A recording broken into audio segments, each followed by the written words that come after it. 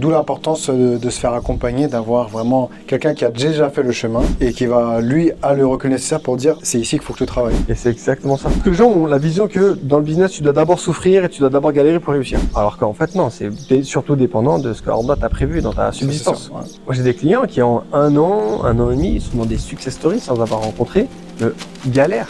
Alors, on rencontre tous des difficultés, on est ici-bas dans une vie de lutte. Bien sûr. Mais quand tu vois le point de départ et tu vois le point d'arrivée, en très peu de temps, c'est des gens qui ont eu des business qui étaient automatisés, qui ont généré des dizaines, voire des centaines, voire à terme millions d'euros de chiffre d'affaires ou de contrats, sans passer par la casse souffrance pendant des années en fait. Et ils n'étaient pas entrepreneurs avant ça. Parce qu'ils se sont fait accompagner par les bonnes personnes. Parce qu'ils se sont fait accompagner, parce qu'il y avait la bonne opportunité, parce que c'était, avant tout et pour tout, leur subsistance. Mais effectivement, dans les causes, le fait qu'ils ont été accompagnés étape par étape sur les causes qu'il faut mettre en place pour réussir, leur a fait économiser les 10 ans de galère que j'ai subi en fait. Je leur ai fait un condensé, les erreurs à éviter et des causes qu'il faut mettre en place pour réussir.